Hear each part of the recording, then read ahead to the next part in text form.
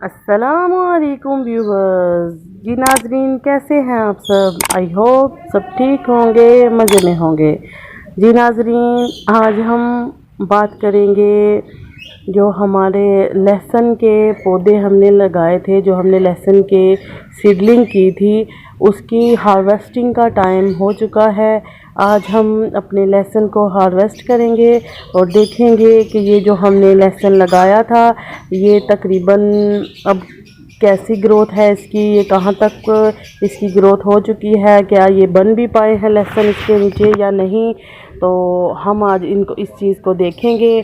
तो चले नाजरीन, पहले हम इसको जो है पहले मिट्टी को थोड़ा सा गीला कर लेते हैं ताकि ये हमारे जो लहसुन है इसकी जड़ें थोड़ी सी नरम हो जाए और हम इसको अच्छे तरीके से इसमें से निकाल सकें।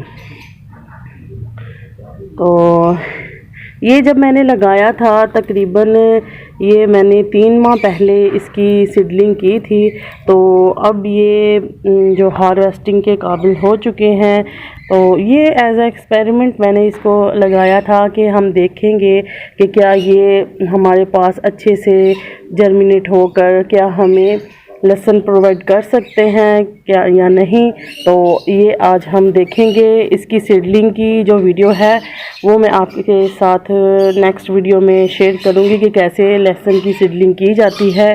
तो आज हम इसकी हार्वेस्टिंग का जो है वो देखते हैं कि इसकी हार्वेस्टिंग में हमें कैसे लहसुन जो है वो मिलता है। तो चलें जी, स्टार्ट करते हैं।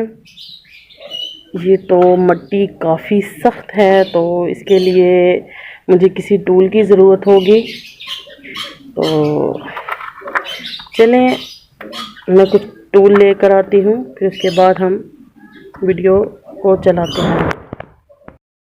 जी नाजरीन, तो अब हम इसको 1 बाय 1 करके इसको निकालने की कोशिश करेंगे कि हमारे लहसुन के पौधे अच्छे से बाहर आ सकें।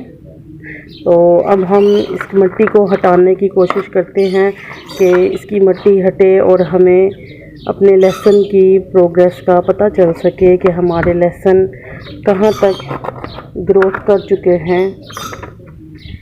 काफ़ी ज़ोर लग रहा है इस पर। बस कोशिश तो ये है कि मेरा लहसुन डैमेज ना हो, हमारे गार्लिक को कोई नुकसान ना पहुँचे। तो इसकी जड़ें होती हैं बहुत ज़्यादा डीप होता है। जी व्यूअर्स, ये देखिए, ये हमारे लहसुन जो है वो बन चुका है, इस पर मिट्टी लगी है। ये हम देखते हैं आगे। चलिए इसको पहले निकालते हैं, फिर उसके बाद हम देखेंगे कि ये कितना कितना बड़ा हो सका है।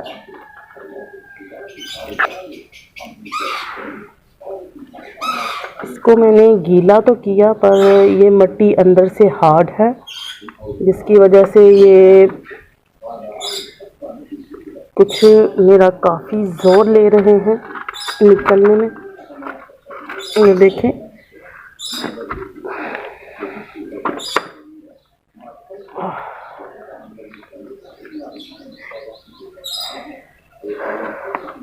गार्डनिंग करना भी कोई आसान काम नहीं, इसके लिए भी बहुत हिम्मत की ज़रूरत होती है, क्योंकि जब ये सब्जियों को निकालना होता है तो काफ़ी ताकत चाहिए होती है। ये देखें, ये कितनी अच्छे तरीके से ये इसकी जड़ें फैली हुई थी। ये अभी और भी ज़्यादा इसके बढ़ना था इसमें, पर हमने इसको थोड़ा जल्दी ही उतार लिया ताकि ये हमें लगाए हुए काफ़ी अरसा हो चुका है। तो अब हम इसमें कुछ और, मैं इसमें सब्ज़ी लगाना चाह रही हूँ। मैं इसमें अपने करेले की जो बेलें हैं मैं वो लगाना चाह रही हूँ, इसलिए मैं इसको कुछ दिन पहले ही उतार दिया है। तो ये देखें,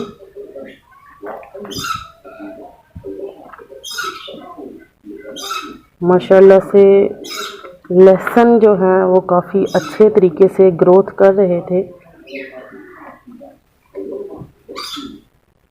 میرا ہاتھ فل بھر چکا ہے مٹی سے، پر اٹس اوکے.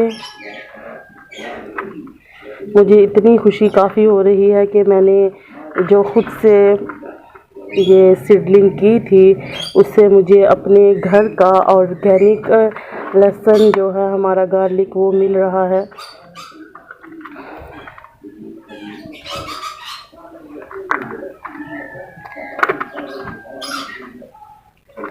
دیکھیں کافی زیادہ اس کی جڑیں پھیلی ہوئی ہیں نیچے تک، کہ جو یہ نکل نہیں رہا ابھی تک.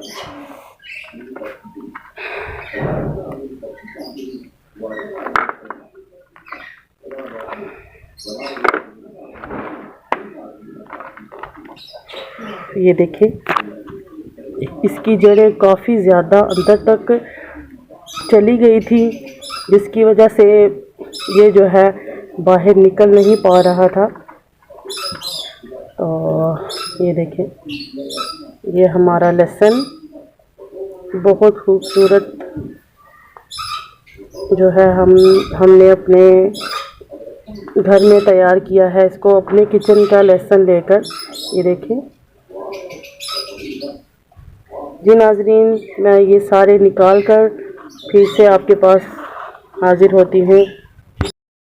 جی ناظرین تو دیکھیں یہ ہمارا سارا لہسن جو ہے ہم ہارویسٹ کر چکے ہیں. یہ دیکھیے یہ تقریباً 1 2 3 4 5 6 7 8 9 10 11 یہ 11 ہمارے لہسن ہم نے جو سیڈلنگ کی تھی 11 کے 11 ہی وہ جو آگے سے جرمنیٹ ہو کر وہ ہمارے لہسن بن چکے ہیں. اور یہ ایک ساتھ میں میں نے اس کو یہ پیاز کو بھی لگایا تھا، تو یہ جو ہے آگے سے نئے اس کا جو ہے پیاز بننا بھی شروع ہو چکا تھا.